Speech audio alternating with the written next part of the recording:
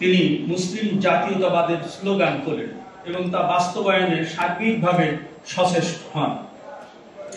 তিনি সদায়ে দর্দ কবিতায় বলেছেন, ওই সময় আমার কথা বলার স্বাদ হলো যখন যুদ্ধের আগুন বাগানকে জ্বালিয়ে দিল। এখানে বলতে চেয়েছেন, আমি ওই সময় হিন্দু মুসলিম ঐক্যের ডাক দিলাম যখন ভারতের হিন্দু মুসলমান ফ্যাসাদ ও মনোমালিন্যের বেড়াজালে আবদ্ধ হয়ে ভারতকে ধ্বংস করে দিচ্ছিল।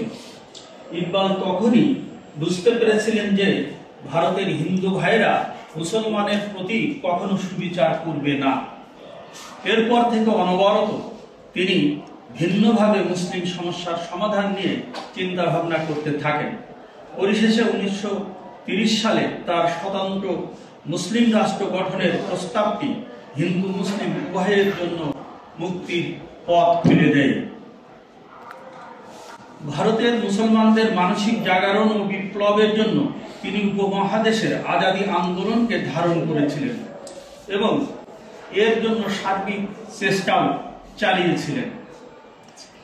ইকবালের মুসলিম জাতীয়তাবাদ ছিল তার সকল রাজনৈতিক চিন্তা ও কর্মের কেন্দ্রবিন্দু।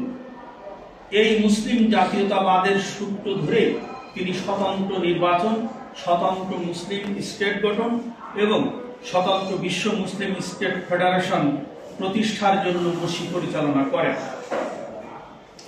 মহাত্মা গান্ধী কর্তৃক খেলাফত আন্দোলনের হাল ধরার ফলে মুসলিম স্বাতন্ত্র্য ব্যাহত হতে পারে, এই আশঙ্কায় ইকবাল ও জিন্নাহ আন্দোলন থেকে হাত গুটিয়ে নেন।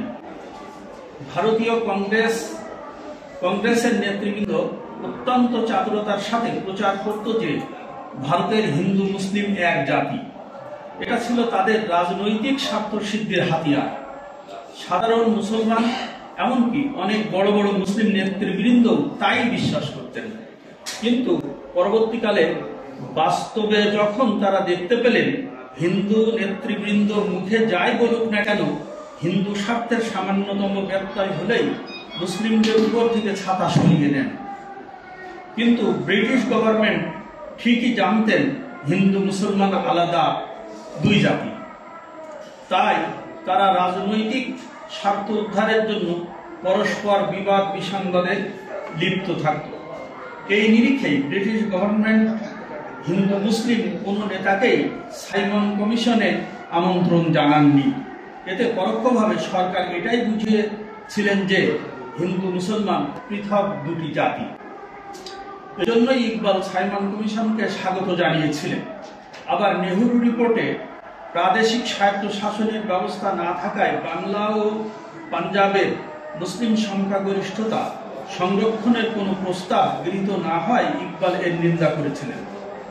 তিনি ছিলেন মুসলিম স্বার্থের অতন্ত্র প্রহরী। মুসলিম স্বার্থ কোথাও ক্ষুণ্ণ হতে দেখলেই তিনি এর প্রতিবাদে সোচ্চার হয়ে উঠতেন।